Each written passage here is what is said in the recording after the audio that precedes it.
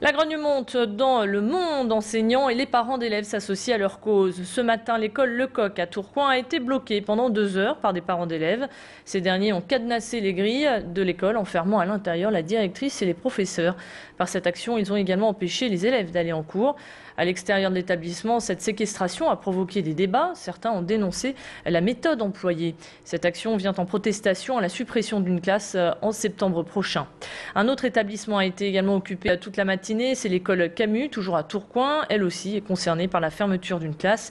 Et puis cet après-midi, à 16 h, des parents d'élèves de l'école Voltaire-Sévigné à Lomme bloqueront la rue Émile Zola pour dénoncer le refus d'ouverture d'une classe. Les parents d'élèves demandent à rencontrer le recteur, Marie-Jeanne Philippe. Le Grand Stade, toujours à l'arrêt. Les négociations sont dans l'impasse. Les ouvriers du groupe Eiffage continuent leur mouvement de grève. Un mouvement national qui risque d'avoir des répercussions sur l'avancée du chantier. Il bloque donc l'accès aux sous-traitants et aux intérimaires. Au cœur de la colère, les augmentations de salaire. Les salariés demandent une hausse de 3 %, soit 85 € en plus, mais la direction ne leur propose qu'1,7 %. Malgré de nombreuses réunions, aucun accord n'a été trouvé. La livraison du stade est prévue courant 2012. En bref, tentative de braquage ce matin peu avant 7 h à Vambrechy. 4 personnes armées ont voulu pénétrer dans l'enceinte du supermarché Lidl. Mais surpris dans leur manœuvre, ils ont pris la fuite. Il n'y a pas eu de blessés ni de préjudice. Attention, ce soir à partir de 20 h et jusqu'à demain matin 6 h, des travaux de réfection sont prévus sur le périphérique Est en direction de la Madeleine. Le périphérique sera donc fermé à la circulation entre la bifurcation vers la voie rapide urbaine et le rond-point Pasteur à Lille. Une déviation sera mise en place. Et puis à noter également que demain, la 25 sera concernée par quelques travaux. Il y aura des restrictions de voies sur la commune de Métrenne de 7 h jusqu'à 20 h. Prenez donc vos précautions si vous ne souhaitez pas tomber dans les embouteillages. Cela fait 1 an, 6 mois et 3 jours que Stéphane Taponnier et Hervé Guéquière sont retenus en otage avec leurs accompagnateurs en Afghanistan. Ils ont été enlevés alors qu'ils réalisaient un reportage pour le magazine Pièce à conviction. Pour ne pas qu'ils tombent dans l'oubli, les enfants des écoles de Marc-en-Barœul ont organisé l'exposition Un dessin pour leur liberté, avec des couleurs et des messages remplis d'espoir. Leur travail a été présenté au public dans le hall de la mairie de Marc-en-Barœul. Ville d'où est originaire Hervé Guéquière. Son cousin était également sur place pour voir le soutien des enfants. Reporters sans frontières emportera ensuite ses dessins en Afghanistan dans l'espoir qu'ils arrivent entre les mains de nos journalistes. Élodie Bernachon était sur place. Les enfants nous décrivent leurs dessins. Écoutez. J'ai fait la liberté de la presse et j'ai personnifié, j'ai personnifié le mot sur son nom. Qu'est-ce qu'on va faire quand on sortirait de prison? On a dessiné, dessiné la liberté.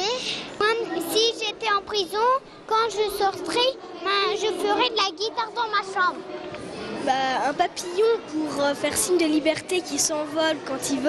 On a fait des dessins de liberté pour envoyer à des gens qui ont été pas prisonniers par la police, mais par des gens qui voulaient les embêter.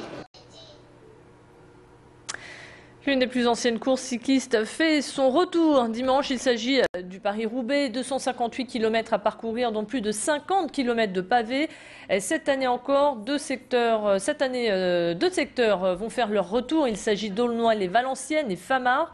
Le peloton découvrira également les 1400 mètres de pavés du secteur de Milonfosse, inédit sur la course. La région, quant à elle, organise tout pour que la fête se déroule le mieux possible. Alors hier, les organisateurs ont procédé à la reconnaissance du parcours. Je vous propose d'écouter sans plus tarder le maire de la ville, René Van Dierendonck, maire de Roubaix. Il nous parle de sa fierté d'accueillir un tel événement. À Pascal, le 2e dimanche d'avril. Plusieurs semaines avant, c'est l'excitation qui monte.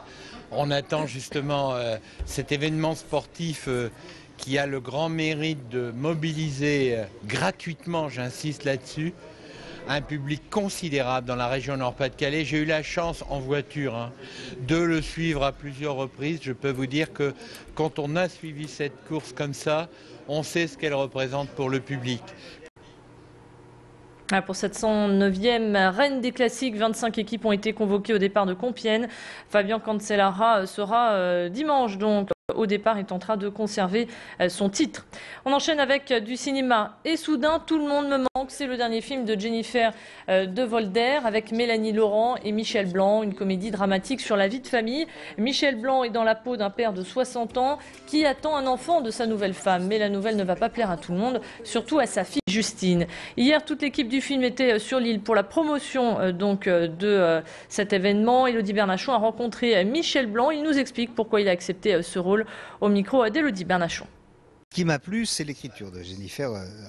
La première des choses, c'est son univers, son humour, sa manière de faire venir l'émotion, non pas de manière un peu téléphonée, un peu lourde, un peu vous voyez, larmoyante comme dans certains films, mais d'une manière élégante et qui vous chope quand même.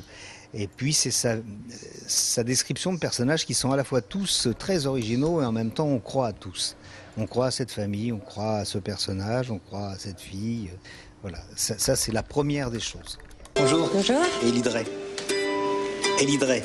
D-H-R-E-Y, c'est mon nom. Ah d'accord, pardon, vous pouvez vous asseoir là en attendant. Non, mais je préfère rester debout. Non, il faut s'asseoir, c'est la procédure. Oui, mais je préfère. J'appelle la sécurité.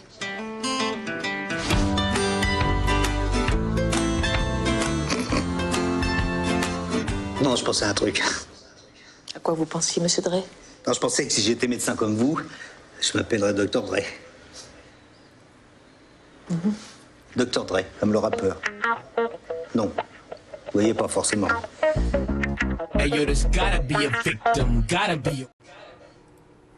Voilà, un film à découvrir à partir du 20 avril. Fin de cette édition, à suivre votre météo.